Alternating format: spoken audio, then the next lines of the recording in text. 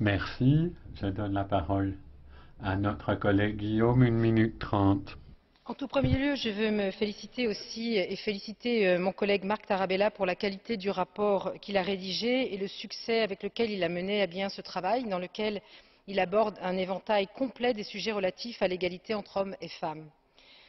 Cette dernière, l'égalité, a connu des avancées certaines, nous devons le reconnaître. Toutefois, de nombreux efforts doivent encore être poursuivis, en particulier dans un contexte de crise économique et sociale qui frappe plus encore une partie de la population déjà fortement précarisée, à savoir les femmes. Nous devons également insister sur la double discrimination dont sont parfois victimes les femmes en raison d'un handicap, de l'âge ou encore de leur appartenance à une minorité nationale. Je veux insister sur 3 points particuliers. Nous avons besoin de nous doter d'indicateurs fiables, cohérents et partagés à l'échelle européenne. Ceci doit nous permettre de proposer des solutions adaptées à une réalité de terrain mesurable sur la base d'éléments crédibles vis-à-vis de l'égalité entre les hommes et les femmes.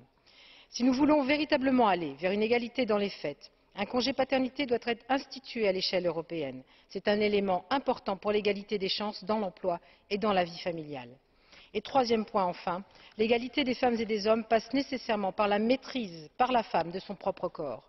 Ceci veut dire très clairement qu'elles doivent notamment avoir un accès le plus ouvert possible à la contraception et à l'avortement.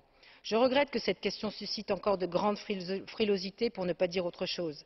Mais il est une évidence que tant que les femmes ne seront pas en mesure de contrôler leurs droits sexuels, nous n'aurons pas atteint notre but dans notre bataille pour une réelle égalité entre les femmes et les hommes.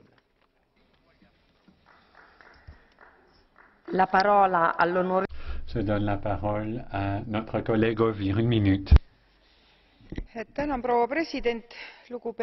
Merci beaucoup, Madame le Président. Monsieur le Commissaire, chers collègues, d'abord, je voudrais féliciter le rapporteur, Monsieur Tarabella,